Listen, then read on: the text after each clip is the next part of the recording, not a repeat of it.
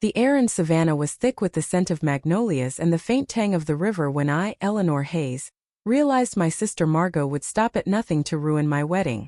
I'd always known she had a talent for cutting deeper than anyone else in the family, her words sharp as a switchblade hidden in silk gloves, but I never imagined she'd sink so low as to turn my happiest day into a battlefield. If you've ever thought sibling rivalry was just fodder for soap operas, let me welcome you to my Lithia world where a master's degree from Duke couldn't shield me from the venom of my own blood. My name is Eleanor, I'm 32, and I teach American history at a modest public high school in coastal Georgia. I live for the moments when my students connect the dots between past and present, their faces lighting up as they unravel the messy truth of humanity. It's not a glamorous job, but it's mine and I love it. I also love Jamisa Man, who, to the untrained eye, is just a line cook at a hole-in-the-wall diner on the edge of town. To Margot, that made him a stain on our family's polished veneer. To me, he was the anchor I'd been searching for since I'd given up on fairy tales. It all began 2 years ago when I brought James home to meet my family. He walked into our parents' sprawling Victorian house with a quiet smile, wearing a faded plaid shirt and scuffed boots, his hands calloused from years of flipping burgers and scrubbing griddles. My mother, Grace, offered a tight-lipped nod, her eyes flickering with unspoken disappointment. My father, Henry, a retired attorney who still carried himself like he was arguing a case, raised an eyebrow but said nothing. Margot laughed. She was perched on the edge of the leather sofa, her auburn hair cascading over a cashmere sweater, a glass of Pinot Noir dangling from her manicured fingers. "You're joking, right, Ellie?" she said, her voice dripping with mockery as she set the glass down like I just spat in it. "You went to Duke and you're dating a fry cook? What's next, a gas station clerk?" I felt the heat rise in my chest, but I kept my voice steady. "James isn't just a cook, Margot. He's studying engineering online, paying his way through school. He's brilliant, and he actually listens when I talk, something I'm not sure you've ever learned to do." She tilted her head, her lips curling into a smirk that could have curdled milk. "Oh, how noble.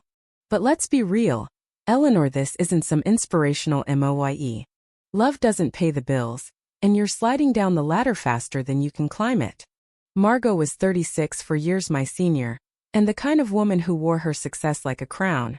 After graduating from Vanderbilt, she'd married Daniel Voss, a real estate mogul who owned half of downtown Atlanta.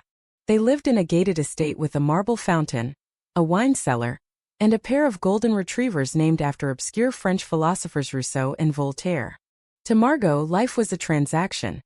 Everything had a price tag, and anything without a designer label was trash.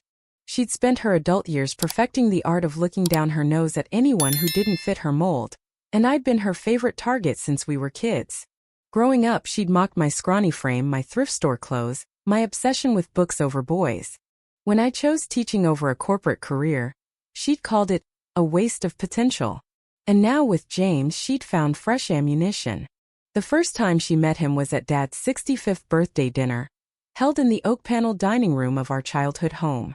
James brought a small wooden box he'd carved himself, filled with homemade pecan pralines, a humble gift from a man who didn't need to prove anything. Margot eyed him like he was a stray dog who'd wandered in off the street. "So, Eleanor says you're a cook," she said, her tone syrupy with condescension. "I suppose that means you're good with a spatula?" James grinned, unfazed. "As long as I don't burn the house down, I figure I'm doing all right." I nearly choked on my iced tea, but Margot's face tightened, her forced smile barely masking the disdain. From that moment, I knew she'd marked him as her enemy and me as the fool who'd let him in. Things escalated when James and I got engaged 6 months later. I called Margot out of courtesy, hoping she'd at least fake happiness for me. Instead, she launched into a tirade. "A wedding? What, are you serving sliders and ketchup packets? Or maybe you'll hold it in the diner parking lot." Her voice crackled through the phone like static.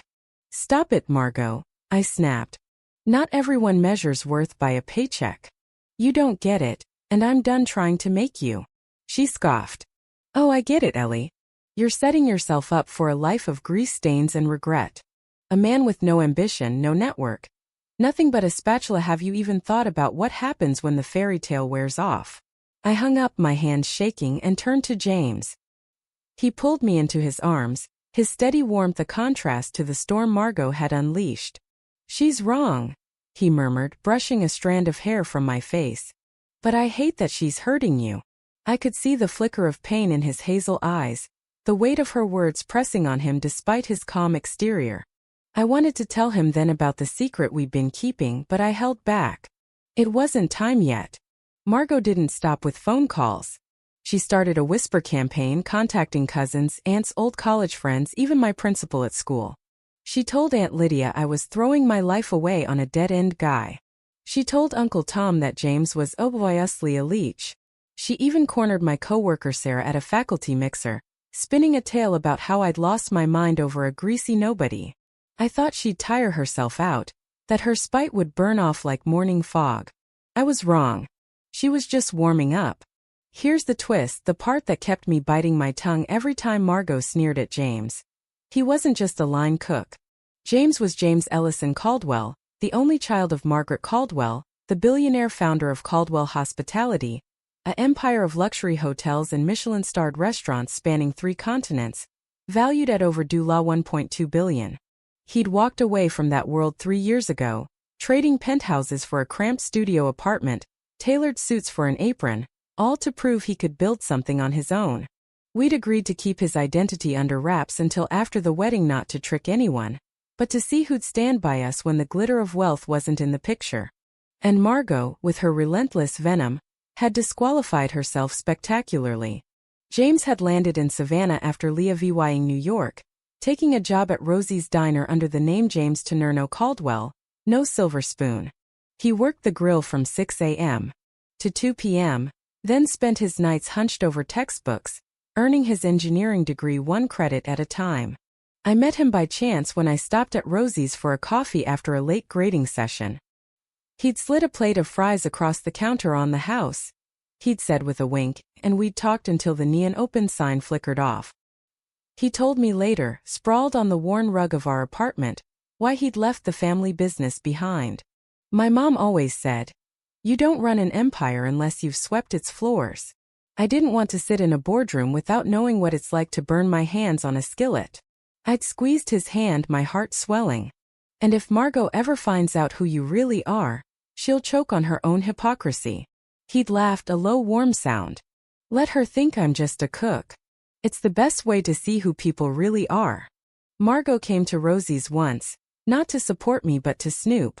She perched on a VYNYL stool, ordered a kale salad dressing on the side, no croutons, and watched James flip burgers behind the counter. "Well, cook," she said, her voice loud enough to carry. "My sister says you're decent with food. Impress me." James didn't flinch. He made her a salad so perfect, crisp greens, a drizzle of vinaigrette, a sprinkle of toasted almonds that she couldn't find a flaw. "It's fine," she muttered, sliding her platinum Amex across the counter. James pushed it back. "Cash only here." Her eyes narrowed, her jaw tight, and I hid a grin behind my coffee mug. If she'd known the man she just dismissed could buy the diner, the block, and her precious Atlanta mansion without blinking, she might have fainted on the spot. Our wedding was set for a Saturday in late spring, a small affair at St. Anne's Chapel, a historic gem tucked under ancient live oaks. We'd planned a simple reception at Caldwell House, the flagship property of James's family empire, detail we'd kept quiet. Margot assumed it was some backwater venue and texted me a week before. "If there's no soir or a string quartet, don't expect me to show up." I replied, "Save your gas then," and left it at that. I didn't tell her the menu included Wagyu beef and vintage champagne, or that the venue was a place where celebrities waited a year for a table. The day arrived and I stood in the chapel's anteroom, smoothing the ivory lace of my gown, a custom piece from a boutique in Charleston, simple but elegant. My bouquet of gardenias trembled in my hands as I peeked through the door. James waited at the altar, his broad shoulders steady in a tailored suit, his eyes finding mine with a quiet promise. The organ swelled and I stepped forward, the stained glass light painting the aisle in jewel tones. Everything was perfect until Margot's voice sliced through the air like a gunshot. "Stop!" she shrieked, leaping from her pew in a crimson dress that screamed for attention, her stilettos clacking as she stormed toward me. The chapel went still, 100 pairs of eyes swiveling between us. Eleanor, you can't do this. You're making the biggest mistake of your life. My heart slammed against my ribs. Margot, sit down, Dad barked, his voice low and furious. No, she yelled, turning to James. You're a fraud. You're using her, climbing up her back because she's got a degree and a future. And you've got nothing but a greasy apron. The gasps rippled through the room. Mom clutched her pearls, her face pale. Guests shifted uncomfortably, some whispering, others staring with pity. I stepped toward Margot, my voice trembling but firm. This is my wedding. Stop it. She whirled on me. You deserve better than a cook who lives on tips. James makes me happier than anyone ever has, I shot back. Even that tycoon you married for his portfolio. The room inhaled sharply. Margot's eyes blazed. Daniel owns skyscrapers. He knows governors. Your cook has nothing. He has integrity, I said. And if you can't respect that, leave. She sneered, her heels stabbing the floor as she spun away, the chapel doors banging shut behind her. Silence fell, heavy and thick, until the officiant cleared his throat. Shall we proceed? James took my hand, his voice soft. If you still want me, I'm here. I nodded, tears pricking my eyes. Always. The ceremony continued, raw and real, stripped of perfection but rich with truth. As we exchanged rings, I glanced at Margot's empty seat, a pang of sorrow mixing with relief. She'd set the stage for her own downfall, and the curtain was about to rise. The reception at Caldwell House was a revelation. We arrived in a vintage Rolls-Royce from James's mother's garage. Margot probably thought we'd borrowed it from a friend. The estate glowed under the dusk sky, its ivy-covered walls and crystal chandeliers a quiet testament to the Caldwell legacy. Guests murmured in awe as they stepped inside, the air thick with the scent of truffles and roses. How did they book this place? Someone whispered. I waited 6 months for a dinner reservation and got turned away, another said. James greeted everyone with a grace that felt more like a host than a groom, and I watched the pieces fall into place. Then Margot arrived. She swept in, her red dress clashing with the muted elegance, her chin high as if she still owned the room. She scanned the space, ready to pounce until her eyes landed on the Caldwell crest above the grand fireplace. Her stride faltered when a waiter addressed James as Mr. Caldwell with a deferential nod. She pushed through the crowd, her face a mask of fury and confusion. You said this was a simple reception, she hissed at me. It is, I replied, smiling. Simple for us. This is James's family place. What? She sputtered. James stepped forward, calm as ever. My family owns Caldwell Hospitality, Margot. All of it. A hush blanketed the room, and then a voice cut through, rich, commanding, unmistakable. My son marrying such a remarkable woman is a gift to our family. Margaret Caldwell, the matriarch herself, strode in, her silver hair swept back, her presence filling the space like a tidal wave. She hugged James, then turned to me with a warm handshake. Welcome, Eleanor. We're lucky to have you. Margot's champagne flute slipped from her hand, shattering on the marble floor with a sound like breaking pride. Yuri Margaretaidu Margaret Caldwell's grandson? She stammered, her voice a thin thread. James nodded, his tone even. Yes, and the same man you called a gold digger. The room turned, eyes pinning Margot with a mix of shock and quiet satisfaction. Margaret fixed her with a steely gaze. You're Eleanor's sister, I hear. Quite the performance at the ceremony. Margot shrank, her words failing. I didn't know. And that excused your cruelty? Margaret's voice was ice. Even if James were just a cook, it's honest work. Arrogance, thought hat's the real disgrace. The silence was deafening. Margot tried to smile, but it crumbled, her eyes glistening. I was protecting her, she whispered. By humiliating her on her wedding day? Margaret countered. That's not protection. That's vanity. James knelt beside her, his voice gentle but firm. You asked why we kept it secret. Now you know. Stay, Margot. Enjoy the night. Maybe learn to see people for who they are, not what they own. She nodded, defeated, and slunk back to her seat, the fight drained from her. The reception unfolded in splendor, lobster bisque, aged Bordeaux, a quartet playing Vivaldi, but Margot sat apart, a ghost in her own story, her eyes fixed on the wreckage of her illusions. As James and I danced, I caught her watching, her face hollow, her pride stripped bare.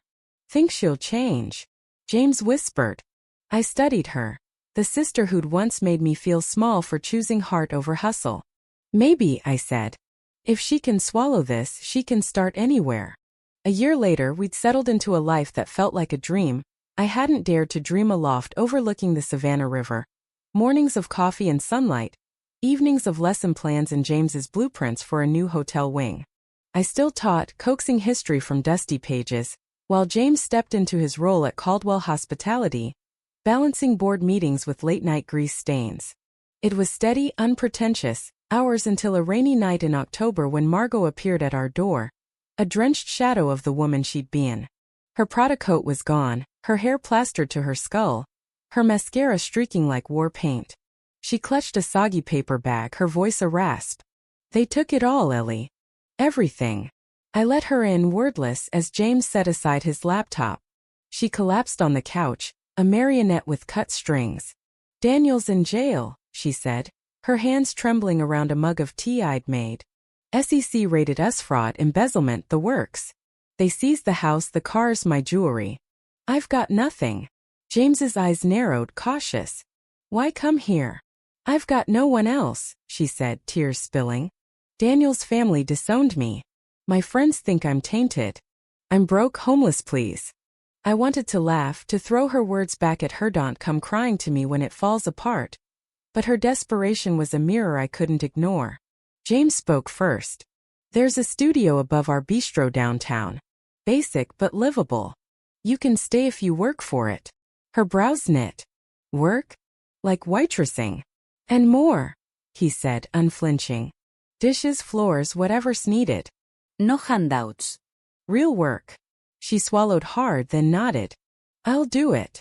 The next morning, Margot started at the Hearth, a cozy spot in the Caldwell chain.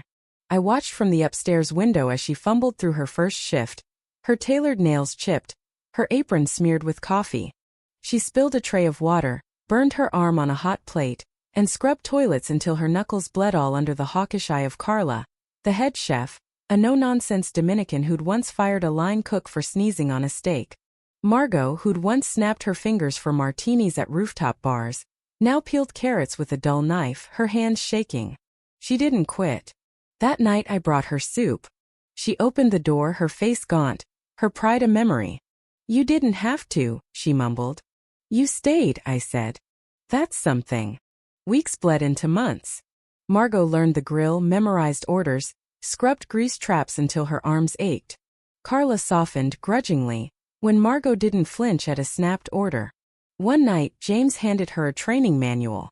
"Master this every job, bottom up. If you survive, you might tend bar." "You'd fire me?" she asked, half laughing. "Not me," he said. "The crew.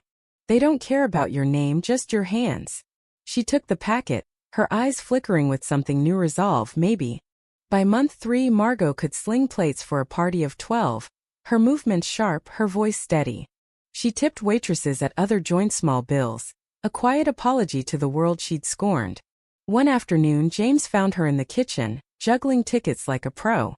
"Shift leads opening up," he said. "You've earned a shot." She froze, a water pitcher nearly slipping. "Me. You've paid your dues," he said. "Staff respects you. Take it or don't." She nodded, her throat tight. "I won't let you down." At 6 months, Margot was managing the Hearth, her clipboard a scepter, her voice firm but fair. She repainted her studio, hung a photo of us as kids gap-toothed, grinning above a thrift store desk piled with recipes. "It's not Atlanta," she said, pouring me tea, "but it's mine." Her eyes welled. "I thought success was a penthouse and a title. I was wrong. Now I've got something real." I hugged her, the years of barbs melting into something soft, unbroken. One night, Carla pulled me aside. "Your sister's tough. Didn't think she'd last a week, but she's family now. Customers adored her too, Mr. Jenkins with his black coffee, Mrs. Tate with her gluten-free scones." Margot glowed, not from flattery but from purpose. At her first staff meeting as manager, she stood tall, no fanfare, just gratitude. "I messed up a lot," she said.